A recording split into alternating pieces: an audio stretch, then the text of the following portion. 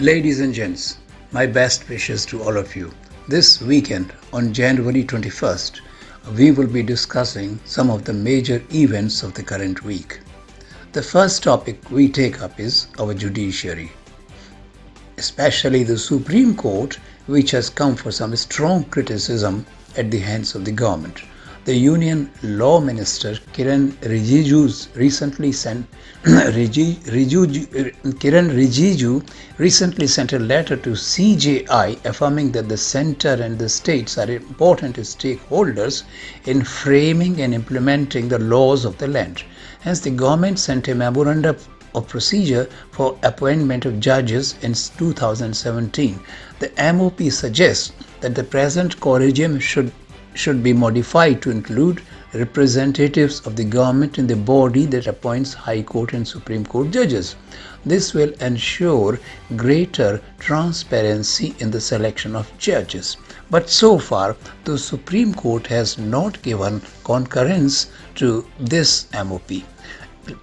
Moreover, last week President Dhankar also expressed his displeasure over the fact that the Supreme Court had struck down the legislation passed by the Parliament approving the constitution of a National Judicial Appointments Commission.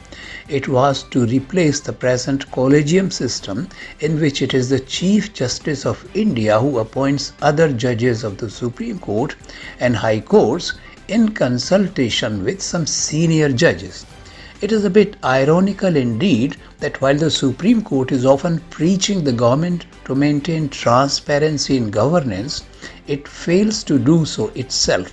The appointments and transfers of judges that the CJI and some senior judges make through the collegium remain beyond public scrutiny. On the other hand, except for matters of national security, most of government's transactions can be scrutinized by the public through Right to Information Act passed in 2005. It is also important here to note that the controversial collegium system was set up only in 1993 after the second judge's case in 1993. It was an institution set up, and mind you, it was an institution set up through the judgments of Supreme Court judges and not by an act of Parliament. It is also to be noted, and this is important, that there is no provision for such a setup in our constitution also. Now, I am a layman with a limited knowledge of legal issues, but I have been a student of politics and I have been living in some countries, including USA, for many years. So I do know a little bit about the way American democratic institutions function.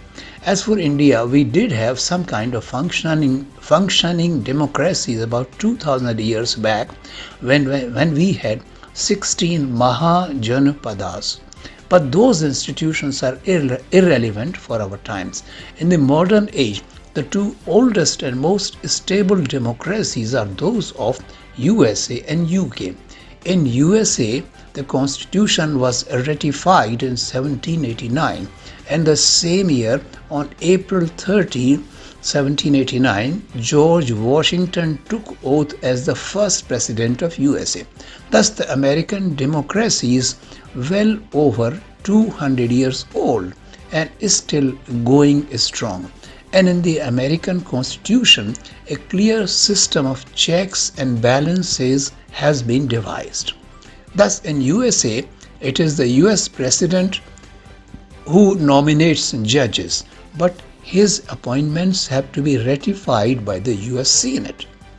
Moreover, according to Act 3 of US Constitution, it is the US Congress, which is equivalent to our Parliament, that determines the number of Supreme Court judges, which is presently 9, including the Chief Justice. In addition, it is the US Congress or Parliament which has the power to establish US district courts. This clearly shows that judges do not appoint themselves in USA, as is the case in India. Rather, it is the executive and the legislature, that is Congress, which jointly constitute the Supreme Court. To take another example, United Kingdom is the oldest modern democracy. For the first Prime Minister, Robert Walpole was appointed in 1721, that is 300 years back. In UK, it is the King who, on the advice of the Prime Minister, appoints the Supreme Court judges. Mind you, it is the King who, on the advice of the Prime Minister, appoints the Supreme Court judges. The PM himself acts on the advice of a selection commission, which sends its recommendations on such appointments. This commission is made up of the President of the Court or the Chief Justice of UK, along with another senior judge, but who is not from the Supreme Court.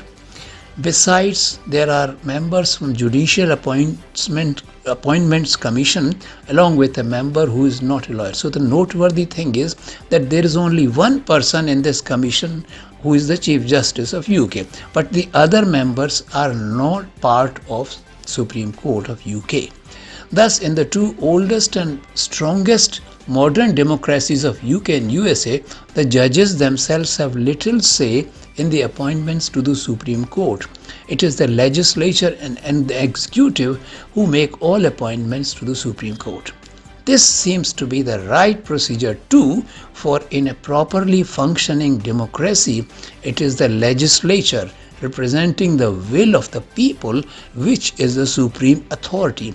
The Supreme Court is only a select body of public servants tasked with the job of interpreting law.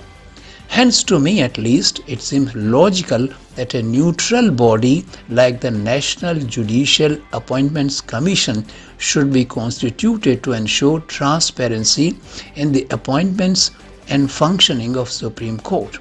The present collegium system needs to be scrapped forthwith.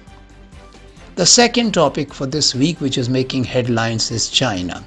Now, China is no doubt the world's second largest economy with a GDP of 17.5 trillion.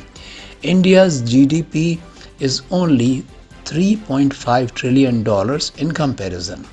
But many foreign economic experts believe that the next few decades belong to India and that it will keep growing fast. There are reasons for such optimism. First, China is no doubt the world's most populous country with a population of 141.2 crores. But for the first time, its total population declined by 8.5 lakhs.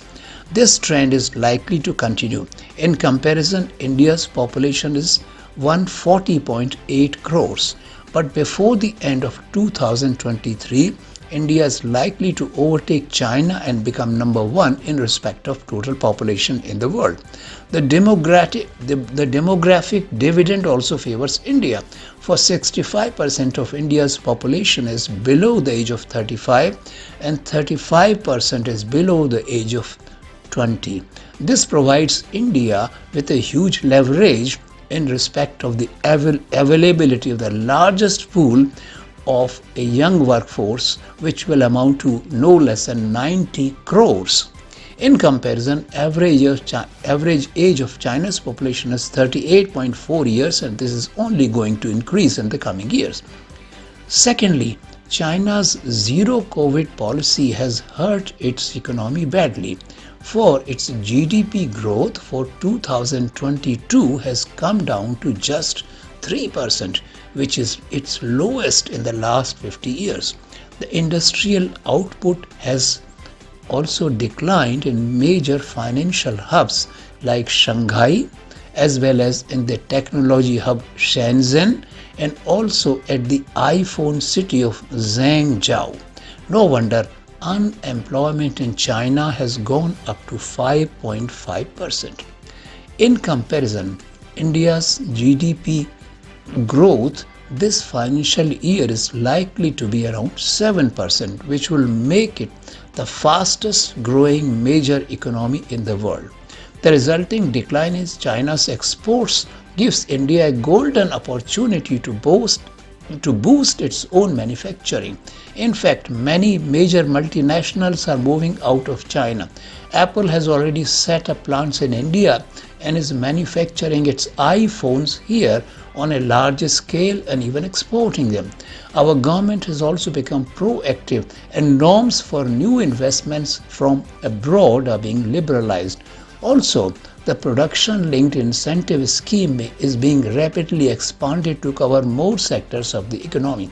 Thus, prospects for fast industrial and commercial growth look bright in the coming years in India. That's all for the week.